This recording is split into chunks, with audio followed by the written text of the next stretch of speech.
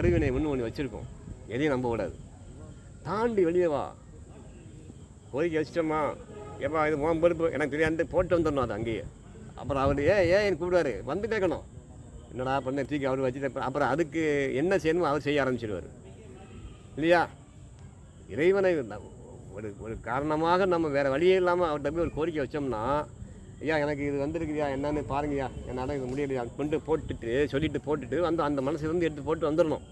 வந்துட்டோம்னா நமக்கு அப்புறம் அதை பற்றி ஞாபகமே இருக்கக்கூடாது. ஏன்னா அது அவரை சார்ந்துச்சுன்னு நினச்சிடணும். போடவும் தெரியல நமக்கு, அங்கே போய் கெஞ்சிரும், கொஞ்சம் வாங்கிக்கிறீங்களா, என்ன முடியலை, என்ன அவருக்கு அதுக்கு அந்த வேலை தாபான்னு போட்டு உங்கள் அப்பா தானே, எப்பா எனக்கு முடியலப்பா பாருப்பா. அப்போ என்ன செய்வார், இந்த பயலோட சொல்லப்பா என்னன்னு பாருமா அதை அப்படின்னு சொல்லி அதை நமக்கு அந்த வேண்டுங்க வேலையை அவர் கொஞ்சமாக பார்க்குறதுக்கு முயற்சி பண்ணுவார். நமக்கு போடவும் தெரியலை, போட்ட மாதிரி நினச்சிக்கிட்டு வெளியே போய் புலம்பிகிட்டே போவோம். எங்கே நானும் தான் கோயிலை சொல்லிக்கிட்டு தான் கேட்டேன், நாளைக்கு வந்து கடவுள் கேட்க மாட்டார், கண்ணை காட்ட மாட்டார்னா நீ போட்டாட்டன்னு காட்டுவார், செய்யணும் இல்லையா? இப்படியெல்லாம் வாழ்கிற வாழ்க்கையை தான் நாம் வச்சுக்கிட்டு கோயிலையும் குறை சொல்லிக்கிட்டு, நம்மளையும் குறை சொல்லிக்கிட்டு, வாழ்க்கையும் குறை சொல்லிக்கிட்டு, குடும்பத்தையும் குறை சொல்லிக்கிட்டு, குறையாகவே நம்ம கடைசி வரைக்கும் வாழ்க்கையை வாழ்ந்து முடிச்சிடுறோம். இப்படி வாழ்கிறதுக்கு இந்த மனித உருவம் தேவையா? மகத்தான பிறவி.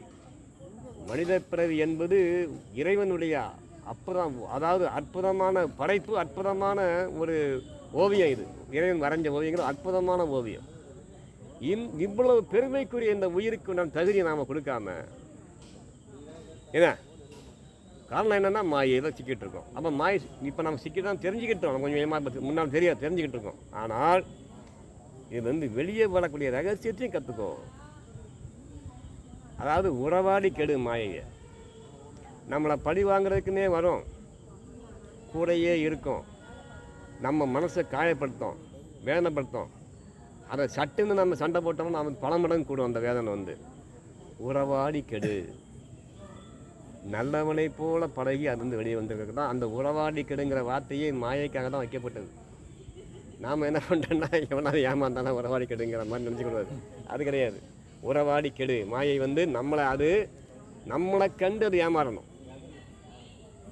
சாப்பிடணும் போல இருக்கா, சாப்பிடாத. எதையாவது ஒரு ரோட்டில் வைக்கிற பொருள் நல்லா இருக்குன்னு சாப்பிடலாம்னு தோணும், சாப்பிடாத இல்லையா? சோறு சாப்பிட்றியா, இன்னும் கொஞ்சம் நேரம் இன்னும் கொஞ்சம் வேணும்னு தோணுதா, போதும் நிறுத்துது. எல்லாத்தையுமே மனசு சொல்கிறதுக்கெல்லாம் ஏற்க மேலே செய்யணும், அது நல்லதாக இருக்கும்.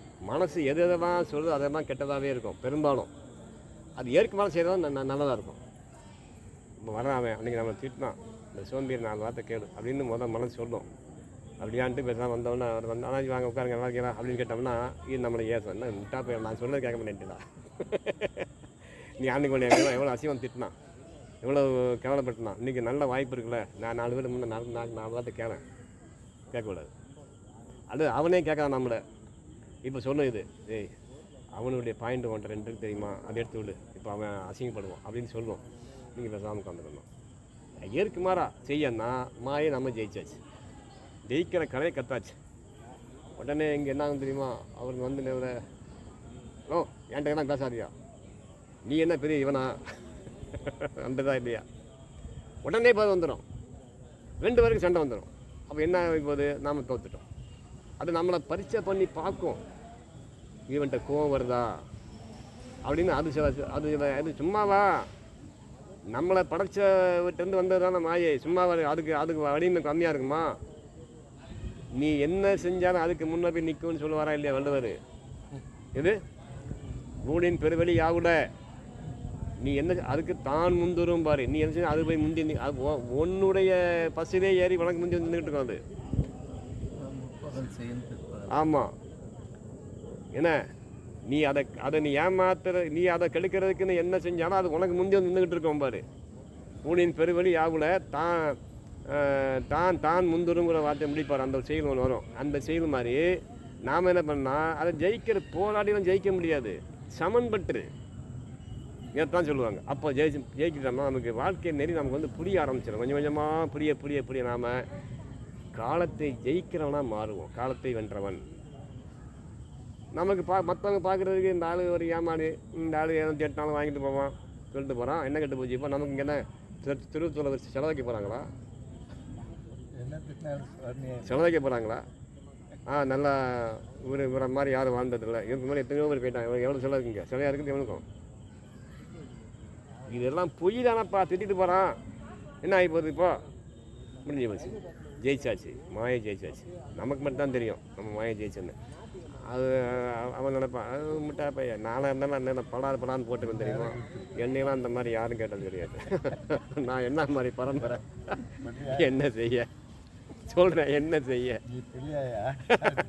சொல்கிறேன், என்ன செய்ய. இந்த மான அபிமானமெல்லாம் இளமையில் இருக்கணும். சிறப்பாக குடும்பத்தில் வாழும்போது இருக்கணும். அது இல்லைன்னா குடும்பத்துக்கு நமக்கு கெட்ட பேர் ஆகிடும். குடும்பத்தில் வாழும்போது நம்மளை மாதிரி எவனுமே வாழவேன்ற மாதிரி பேர் வாங்கணும்.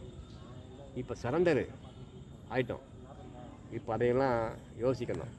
இதே ஒரு 20 வருஷம் முந்தி சொல்லியிருந்தேன்னா என்ன ஆகிருக்கும்? அன்றைக்கி நான் என்னெல்லாம் பண்ணேன் எனக்கு தான் தெரியும். நான் வச்சு சிரிச்சுக்கிட்டே அப்படியாப்பா அவன் ஒரு 10 வடிவேலை, ஏய் வாடாங்க, ஏய் ஆம்பளை நீ அந்த பையன் அவன் சொல்லுவான், டேய் போகாத, அப்போ தான் கூப்பிடுவான். பார்த்தியா ஜோக்காத, கிட்னி எடுக்க போடுவான், ஏய் போகாத, ஏய் இரவு மாடு அறிவிருக்க அவனுக்கு, சோம்பேறி மூளைக்க அவனுக்கு பண்ணி அப்படிமா, ஏய் போகாத ஆம்பளை அதிகமா இவன் செய்வான். ஓடிப்பான், அவங்க ஓடிக்கிட்டே போய் வண்டி ஏற்றிடுவானுங்க, ஏற்றி கொண்டு கிட்டே ஏற்றி விட்டுருவானுங்க. நான் சொன்னேன் கேட்டியா? அது மாதிரி தான் நமக்கு வாழ்க்கை அப்படி தான் வச்சுருக்கோம். கோவப்படாத கிட்னி எடுத்துருவானுங்க, கோவப்படாத கிட்டி. என்ன திட்டினாலும் சொரணை இல்லாமல் வாழ்றதுக்கு கற்றுக்கிட்டோம்னா நமக்கு எல்லா ஆணவமும் வெளியேறுன்னு அர்த்தம். நம்மகிட்ட உள்ள ஆணவத்தெல்லாம் உடி போட்டு செதுக்கிறதுக்கு பேர் தான் அந்த அசிங்கமெல்லாம். எல்லாம் போயிடும். ஈனமான எதுவுமே இருக்காது. சித்தார் எப்போ கிடப்பான், பக்குவப்பட்டாயா அப்படின்னு காலம் நமக்கு சட்டியில் கொடுக்கும். பரவாயில்ல, இப்போ கொஞ்சம் பரவாயில்ல இல்லையா? இதை நீங்கள் இந்த நான் சொன்னதெல்லாம் சத்தியமான உண்மை. நீங்கள் இது எல்லாமே அப்படியே அனுசரித்து வாழ்க்கை வாழ்ந்தோம்னா நாம் அனுபவிக்காத ஒரு வாழ்க்கை காத்துக்கிட்டு நமக்கு காத்துக்கிட்டு இருக்கு. அது எதையுமே கண்டுக்காது, அது வார கிடக்கும். ஆனால் உயிர் இருக்கும், உணர்வு இருக்கும், அத்தனை இறைவனோடு இருக்கும், பூமியில் இருக்காது இல்லையா? சரி, நாம் அதை அனுபவிப்போம். நமச்சிவாய வாழ்க்கை, நாதன்றால் வாழ்க்கை. நாளைக்கு பார்ப்போம்.